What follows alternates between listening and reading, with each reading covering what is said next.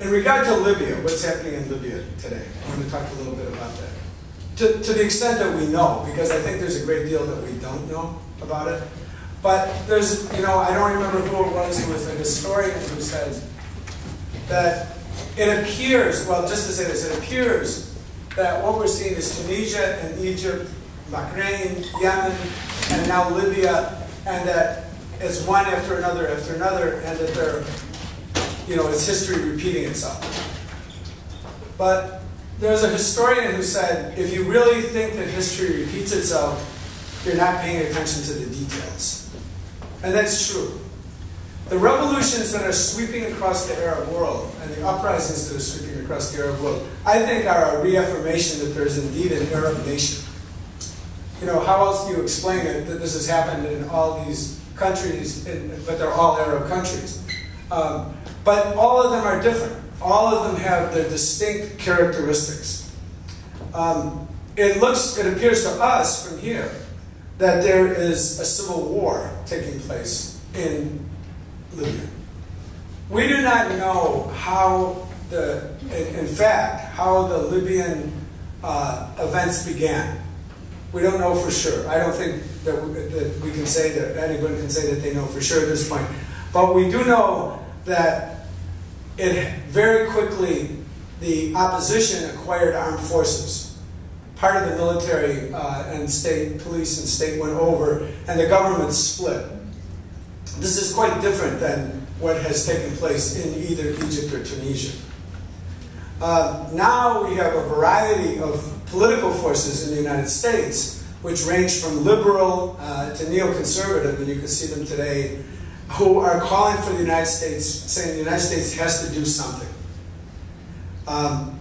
There are already some sanctions that have been placed on the country, and today there was the first interview by a leader of what's called a provisional council. I don't know if any people saw this. It's a short interview on CNN in which he called for no-fly zones to be imposed, and either by the United Nations. They say by the United Nations, but the United Nations can't do that.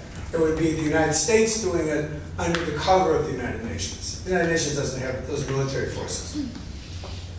And the United States has moved warships into the area. I say this about no-fly zones because we have the experience of the no-fly zones that existed over Iraq. And they were declared in 1991, and they lasted until the invasion in 2003. No-fly zones was really a misnomer. It wasn't really a no-fly zone. It was a no-fly zone for the Iraqis, and only for the Iraqis. The British, the French, the United States, they could do whatever they wanted to over Iraq. But the Iraqis couldn't even fly commercial airliners. They couldn't fly, not just military planes. They could not have air travel in and out of their country.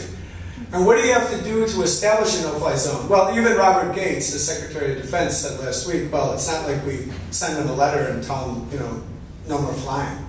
That's not the way it works. First of all, there has to be a massive air attack on the country that destroys the air defenses.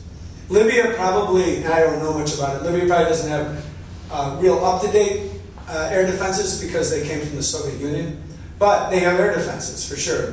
So those have to be destroyed, because then what follows is a 24-hour-a-day patrolling of Libyan airspace, and Libya is quite a large country, by the planes that are assumedly, these would be US and British and French planes that would move into the area. The United States already has quite large forces in the region. In Italy is based the 6th Fleet of the US Navy.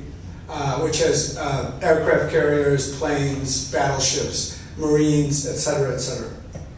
And from our point of view, the most important thing in the United States, and the reason that I kind of harped on the issue of what the U.S. role has really been in the region, is to have no faith or confidence at all in what the United States would do in regard to Libya. I want to say a little bit about just the background, and not to go into it in a lot of detail because I think we should have some time for discussion.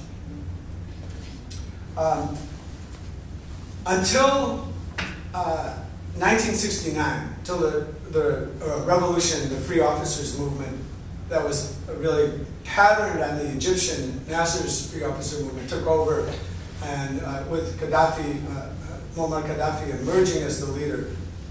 Libya was home to the largest U.S. Air Force base in the world. It was called Wheelus Air Force Base.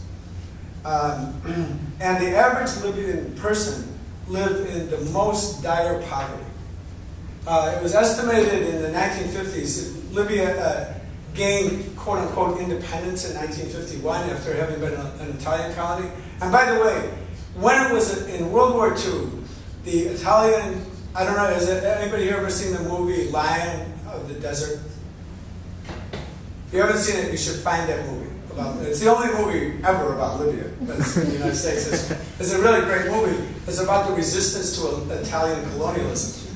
And at the end, they show actual footage of a plane flying over the concentration camps where the Italian fascist Mussolini forced most of the population of Libya. And up to 50% or more of the people in the concentration camps died. A huge part of the population died. And in 51, they gained independence, but you're not really independent if you have the largest U.S. Air Force base in your country. That's a fake independence. And so the real independence came in 1969. But in the 1950s, there were 16 college graduates in Libya. The population was probably about 1.5 million at the time. There was not one doctor. And the main economic activity outside of farming was scrap metal, gathering scrap metal from World War II tanks and other military vehicles, because huge armored battles had been fought there during World War II between the British and the German and Italian forces. It was unbelievable poverty. The illiteracy rate was at least 85%. During its the most progressive phase, I would say, of the Gaddafi government, the government used the country's vast oil resources to carry out really profound economic and social changes, including in the fields of education, healthcare, nutrition, and a giant water project that was called the Great Man-Made River. And at the time, it placed its country's development within a radical context and promoted semi-socialist and anti-imperialist political and economic concepts. It also provided significant aid to neighboring states and to national liberation movements. Interestingly, Libya is still ranked first among African countries in the Human Development Index, which is a mix of factors including living conditions, life expectancy, education, income, and so forth. During the 70s and 80s, during its most progressive period, Libya was demonized and sanctioned and attacked, finally, in 1986 by the U.S. government and its allies. In 1986, President Reagan ordered the bombing of Tripoli, downtown Tripoli, in an attempt to assassinate Gaddafi. And he survived, but his infant daughter and more than 300 other people were killed, and hundreds more were maimed and wounded.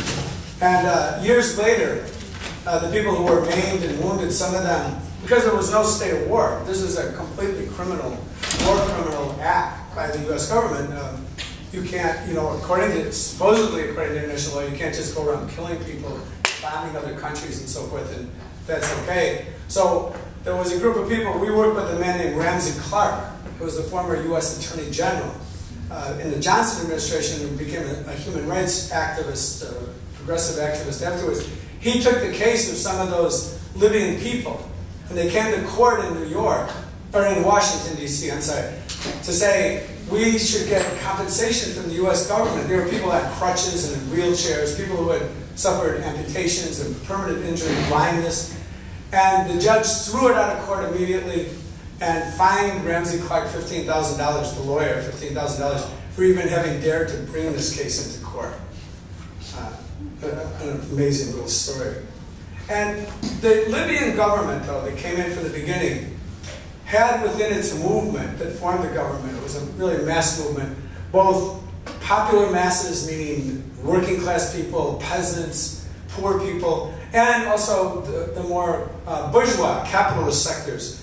And over time, and under relentless pressure from Western imperialism, the bourgeois forces, the ones that looked to the West, got stronger. And the course of Libya changed. And it changed in a more neoliberal direction. And this was particularly in the 1990s. There were cutbacks in the social programs and increasing investment of the country's wealth in things like corporations in Italy. There was a strong relationship between Italy and the government in Libya. Gaddafi, though, was different from, he was never the kind of client that Mubarak or Ben Ali was of Washington. But he had decisively broken away from the popular liberation movements that he had supported before and made many concessions to imperialism. There was a big deal that was worked out in 2004 where he agreed to dismantle weapons programs, including nuclear program, pay compensation for the Lockerbie bombing, officially supported the U.S. war on terror, and in exchange the sanctions against Libya were lifted, and Libya was taken off the U.S. list of terrorist states, which is a completely illegitimate list too, but it hurts countries that are on it. And these developments in the last decade have greatly and understandably diminished Gaddafi's standing among progressive and anti-imperialist forces in the region. The U.S. policymakers did not really plan on what was coming. I mean, they had no way of planning the popular uprisings that were coming. They were not, perhaps at the beginning, looking to overturn the Gaddafi government, and they certainly, but it certainly had a different attitude toward it than they did toward either toward the Egyptian government or toward the Ben Ali government or the Bahraini government or the Yemeni government. The big thing that they are trying to really accomplish though now is become clear in regard to Libya, that they have shifted and they are now openly demanding that the government step down. And the opposition, as it has surfaced, has also expressed, is of course wants to bring down the government, but is also now saying that it cannot achieve what it wants to achieve without the backing of the United States. Well, they say the international community, but we know what that really means. And there's an old saying from the civil rights movement in the United States, which I have always thought held in high esteem, and it was that you can't ride to freedom in Pharaoh's chariot. You know, the idea that, in the civil rights movement, that idea was the government is not, it's got to be the people who bring an end to segregation and Jim Crow and the struggle, carry out the struggle against racism. If you rely on the government, you'll be relying for a long time. So we believe in the Answer Coalition that our main task now is to oppose any U.S. intervention. And by any intervention, I mean sanctions, which can be as deadly, as I said earlier, as any form of warfare, against the no-fly zone, which is a violation of a country's sovereignty and means war in reality, or a more direct form of military intervention. The people of Libya have to resolve this issue, and only the people of Libya can.